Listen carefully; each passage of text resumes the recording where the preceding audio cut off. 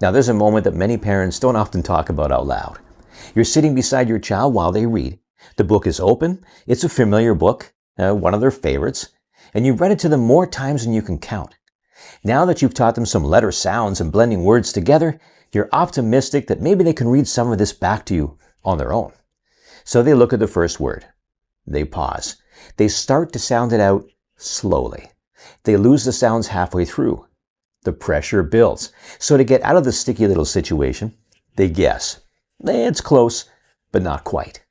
You gently say, try again. On the outside, you're as cool as a cucumber, but on the inside, the alarm bells are ringing. Why are they stumbling through this so slowly? Shouldn't their reading be a little smoother by now? Have they fallen behind? Am I missing something? Now, if you've had that moment or felt something similar, I want you to know something. First, kudos for keeping your cool.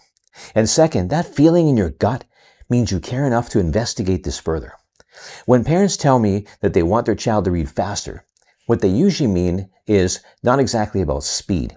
They want it to feel easier. They want their child to feel confident. They want reading to stop sounding more robotic. But somewhere along the way, they were taught that speed equals success. Fluent readers are fast readers. And if it's slow, something must be wrong. Now that belief is understandable, but it's also incomplete. Because speed in reading is not a milestone we aim for. It is the byproduct of doing all the right and essential behind-the-scenes things first. Now let's talk about what's really happening. When your child looks at a word, their brain is coordinating multiple systems at once. First, the visual system has to recognize the letters. Then the brain connects each letter to its sound. Those sounds must be held in working memory long enough to blend them together from left to right. Then the brain checks whether that blended word matches a word they know already. If it checks out, then they can attach meaning to the word. The entire sequence feels instant to a skilled reader. But for a child who is still building those pathways, it is effortful, laborious, and to the onlooker, it's painfully slow. So think of it like learning to play a simple piece on the piano. At first, the child is thinking about each finger placement, each note. They're pausing a lot. It's slow. But that slowness is not failure. It's the brain building coordination. Musicians often say, if you can play it slow, you can play it fast. What they mean is that when something is practiced accurately and repeatedly in small chunks, speed grows naturally. It isn't forced. Reading works the same way. See, fluency happens when letter-sound connections are deeply stored. When blending becomes automatic, when common words are instantly recognized. When the brain doesn't have to work so hard to retrieve information. Speed shows up on its own. When reading sounds slow, it can look like a lack of ability. More often, it simply means the pathways aren't fully wired yet. And there's another piece we don't often talk about either. Children vary in processing speed. Some retrieve information quickly, others retrieve accurately, but more deliberately. Both can become very strong readers. Some children have more limited working memory in the early years. Holding 3 or 4 sounds in the mind while blending them can feel mentally heavy. That slows the process down. Not because they don't understand phonics, but because their brain is juggling a lot at once. Temperament plays a role too. Sensitive, conscientious children often become careful readers. They double check. They hesitate. They want it to be right. That caution can look like struggle, but often it's thoughtfulness.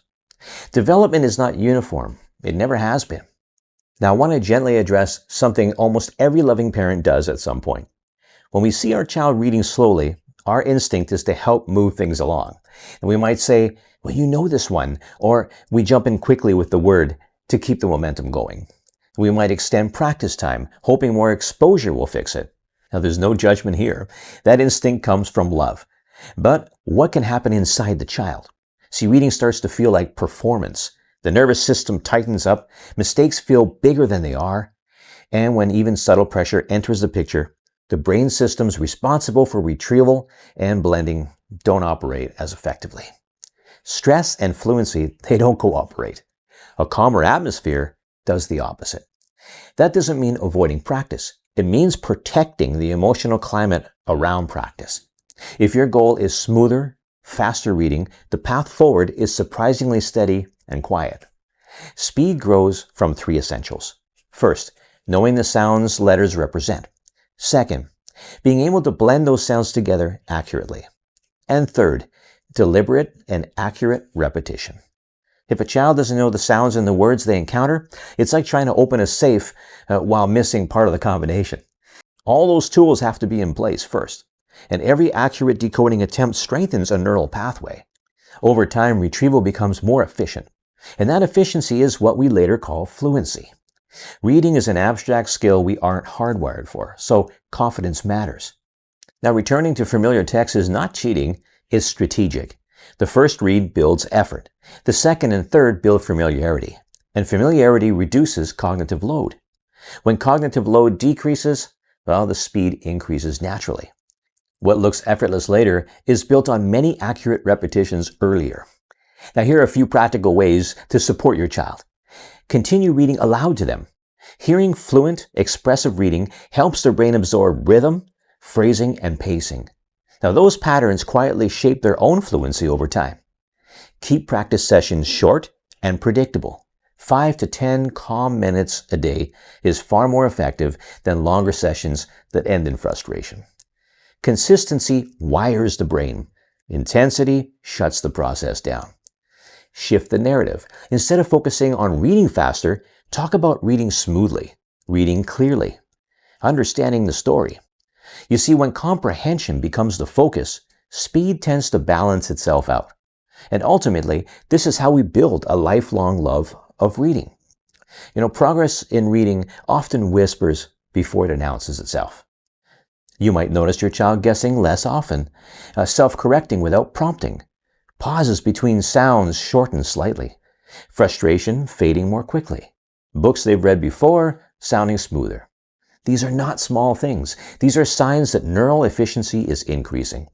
And if your child is still reading slowly right now, please remember, slow does not mean incapable. Slow does not mean behind forever. Now, if this conversation helped you see your child's reading differently, I'm really glad that you're here. I'm glad I could help. Now, over the last 20 years, I've had the privilege of teaching hundreds of children to read, including many who started out exactly where your child might be right now. I've seen firsthand how quickly things can shift when the right pieces are in place. Now, if you're curious about where your child is at right now, I've put together a free reading assessment that will give you the knowledge and peace of mind to move forward on solid footing. I'm excited for you. And teaching a child to read is easier than you ever imagined. And stick around, you'll feel the same way very soon. As always, stay wonderful, and I'll see you again soon.